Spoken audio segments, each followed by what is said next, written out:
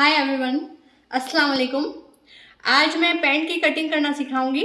मेरी जो पैंट की कटिंग होगी वो एकदम अलग तरीके से है, जो मैंने खुद ने करना शुरू किया है और मुझे एकदम कंफर्टेबल लगती है और पहनने में इजी रहती है। और उसकी जो नाप की हम कटिंग करते हैं, ज़्यादातर सब लोग आगे का पार्ट्स अलग कटिंग करते हैं और पीछे का अलग कटिंग करते हैं, लेकिन मैं एक साथ ही कटिंग करना सिखाऊंगी।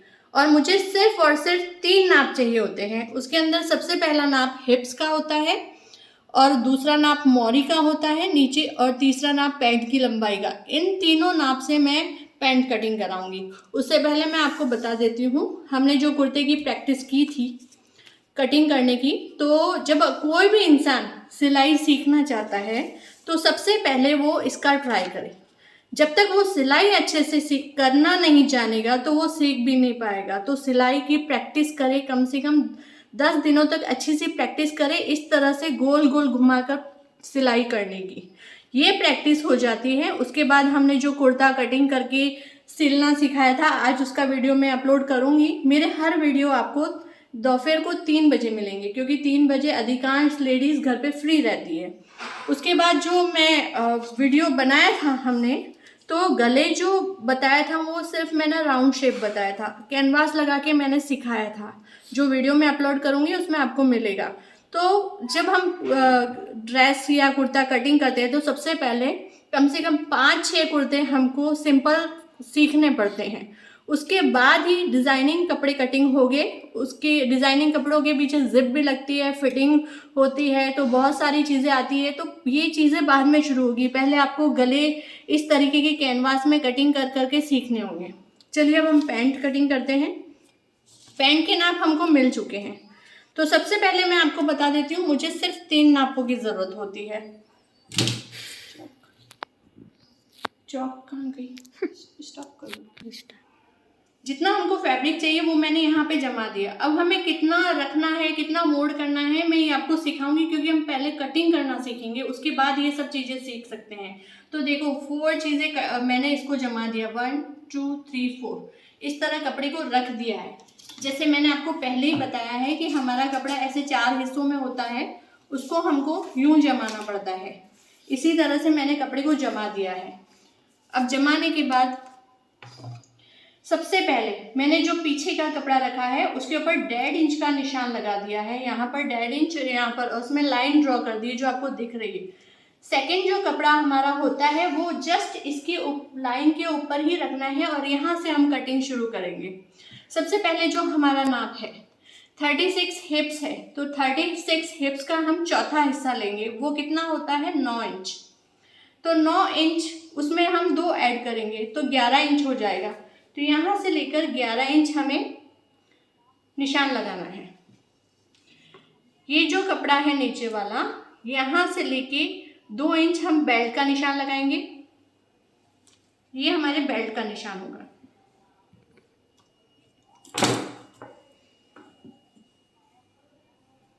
ये हमने बेल्ट का निशान कर लिया है।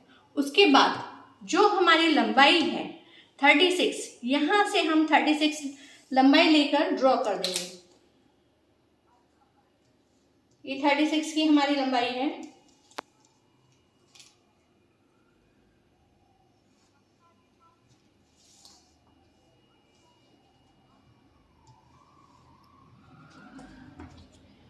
हमको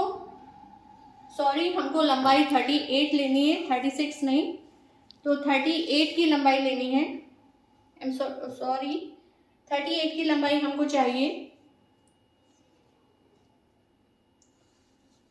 तो 38 का हमने ड्रॉ कर लिया।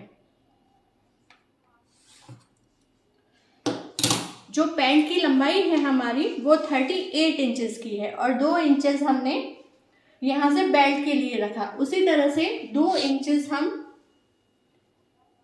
मोरी पलटने के लिए रखेंगे।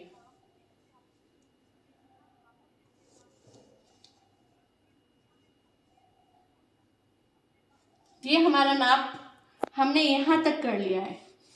बस हमें जो नाप लेना है वो 38 इंचेस हमें, हमारा बीच का जो मेजरमेंट हमने रखा है इसके अंदर हम सब ड्रॉ करेंगे। हमको सिर्फ 3 नाप चाहिए होते, जो मैंने बता दिया था। हिप्स 36 इंच चाहिए होता है, पैंट की लंबाई 38 और मोरी 7 इंचेस। इसके अलावा कुछ नाप नहीं चाहिए। और हम इलास्टिक वाला पैंट बनाएंगे क्योंकि वो कंफर्टेबल भी रहेगा, और जो आगे बेल्ट लगाते हैं उसका भी हम बाद में सिखाएंगे, अभी इलास्टिक वाला पैंट बनाएंगे।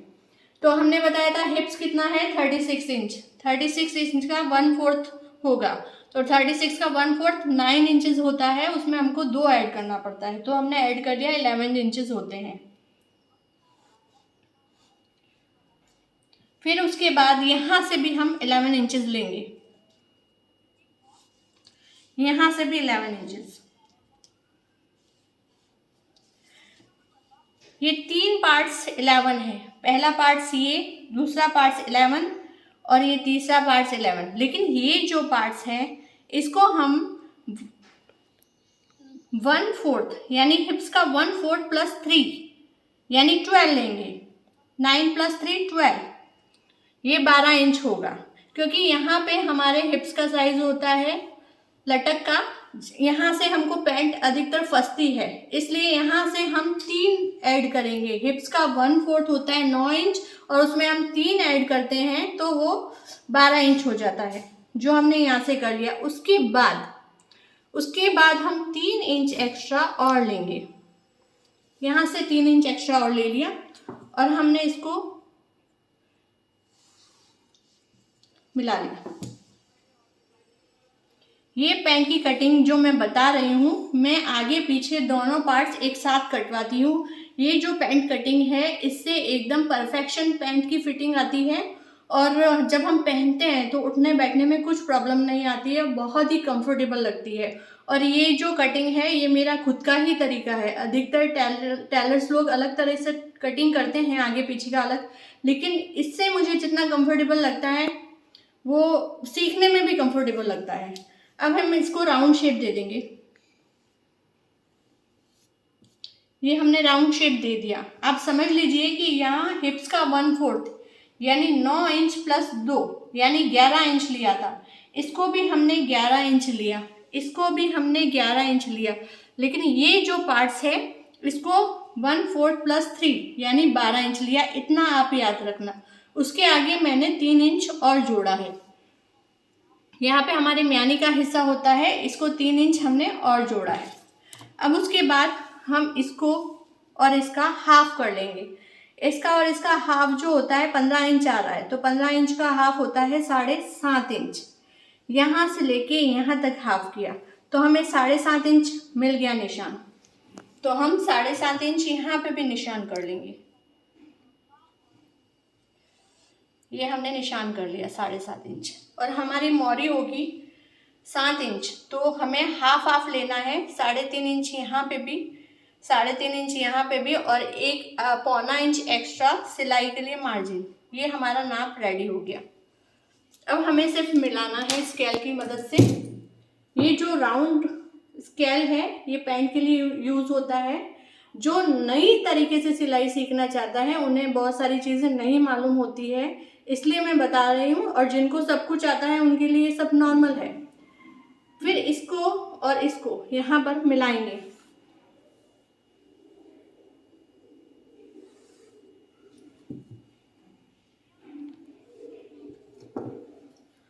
और यहाँ से भी इसको और ये जो हमने निशान ड्रॉ किया है इसको मिला देंगे।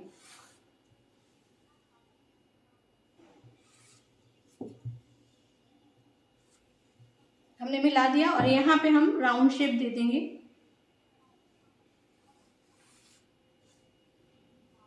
ये देखो कितना इजी तरीका है पैंट कटिंग करने का। ऐसी पैंट कटिंग करेंगे तो हमको इतनी कंफर्टेबल लगेगी। यहाँ पे हमारा बेल्ट लगेगा, और ये 1.5 इंच एक्स्ट्रा जो पीछे के पार्ट्स का कपड़ा मैंने रखवाया है, यहाँ से मैं कटिंग करूँगी, वो मैं अभी आपको बताती हूँ।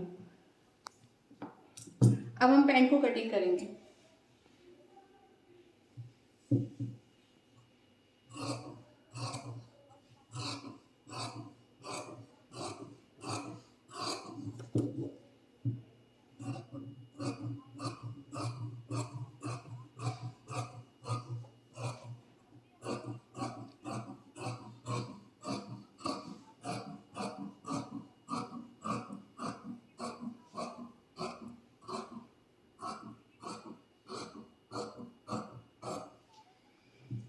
ये पैंट कटिंग करने का मेरा तरीका है और मैं जिनको भी बताती हूँ कटिंग करने का यही बताती हूँ।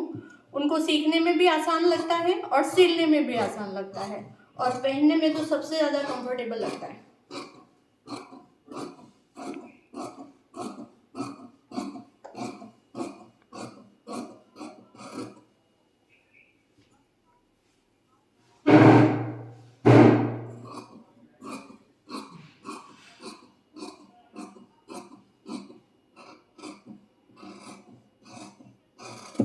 ये हमारी पैंट कटिंग हो चुकी है, देखिए ये हमारी पैंट कटिंग हो चुकी है। अब जो हमने एक्स्ट्रा कपड़ा यहाँ रखा था, सबसे पहले ये जो हमने एक्स्ट्रा कपड़ा रखा था उधर हम ऐसा निशान लगा लेंगे।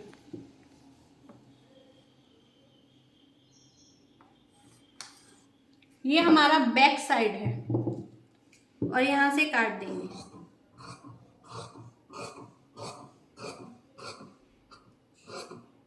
ये हमारा पीछे का हिस्सा है और आगे का हिस्सा, थोड़ा आगे की पीछे का हिस्सा लंबा क्यों करते हैं, जब हम बैठते हैं तो हमारी सीट्स पीछे से नीची हो जाती है, इसलिए हम 1.5 इंच कपड़ा पीछे वाला पार्ट्स का एक्स्ट्रा रखते हैं और आगे का जो हमने 2 इंच बेल्ट के लिए लगाया है उसमें आधा माइनस कर देंगे। हमें आधा माइनस करके इतनी ही ज़रूरत होती है।